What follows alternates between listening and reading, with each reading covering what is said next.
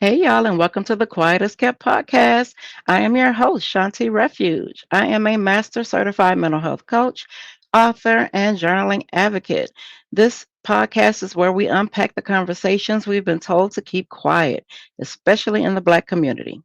Each episode dives into topics like trauma, self love, healing, and mental wellness with honesty and heart. Grab your journal and get ready because what we keep quiet is often what we need to release. Now let's get into it. We talk about grief when someone dies. We might even talk about it around the holidays, like when the seat at the table is empty.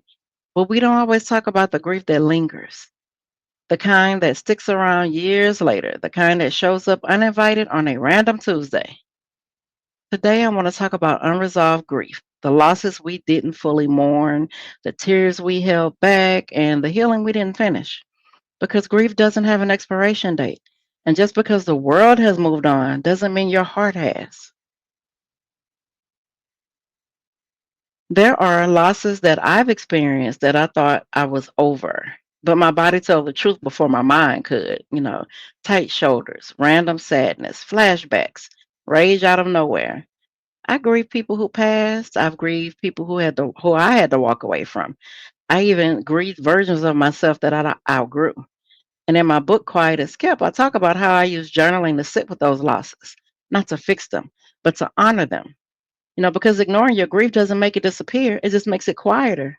And baby, quiet grief is the loudest thing in the room. Let me tell you the psychology behind unresolved grief. Unresolved grief, also called complicated grief, can lead to long term emotional distress.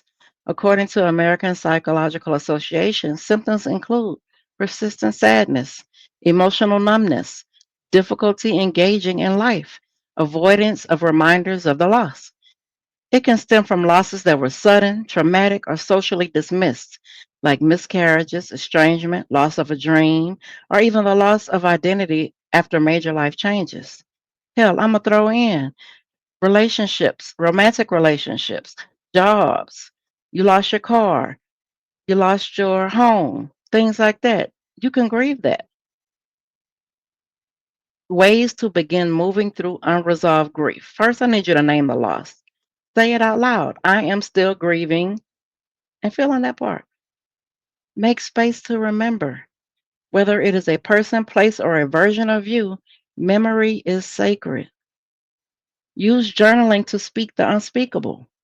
Say the things you were never allowed to say. Cry the tears that you were told to hold, because we're not doing that anymore. Here are your journaling prompts.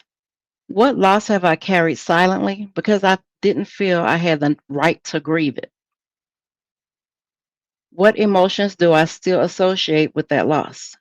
Guilt, anger, regret, relief? What would healing from this grief look like on my terms?